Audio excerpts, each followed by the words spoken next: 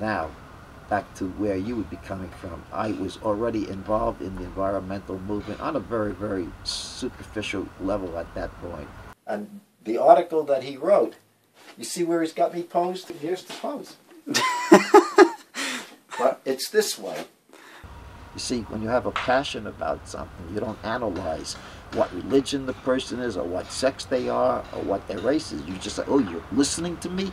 I'm happy to talk. You follow what I'm telling you? Okay. He's over there photographing me so that the bottles are the background. You see, they have no reason to have to give you information. That's how you end up exploiting people. And there are certain countries where they get away with murder, right?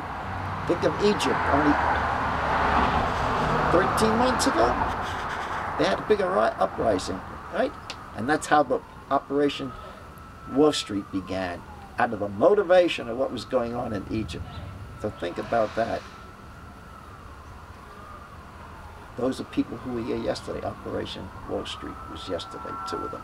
And I'm saying to the man, right, photograph me so that the solar food cooker is the background. Oh, yeah. Imagine a single white man in a community of tens of thousands of people who's been to Harlem and Bed-Stuy, who doesn't have a bias or a racial attitude, but that doesn't mean that the people that you're involved with don't. It may be latent, but it comes out when it has to come out. So when I ended up going to all these politicians, you sense it the minute you walk into an office because you're white.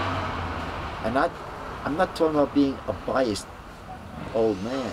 I'm talking about it took me until 2008 when I finally said, you know what? The people I'm interacting with are telling me the truth and I don't understand it. Because I didn't want to believe it. Which would be logical, because you're talking about the guy that's involved with solar. Show the food cooker. Nope.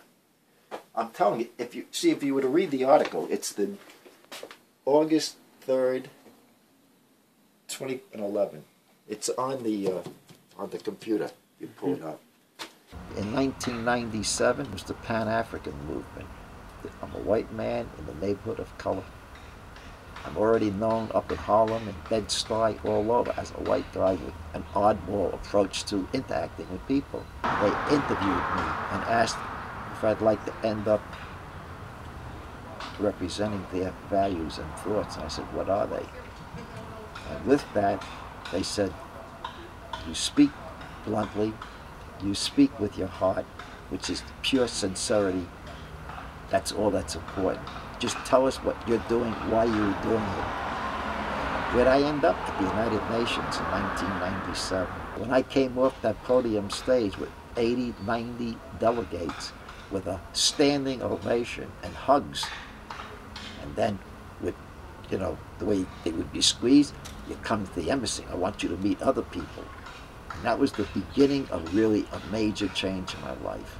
And I kept the models so that people could look and see the difference between one and the other. Here's an example. It's that glass block wall.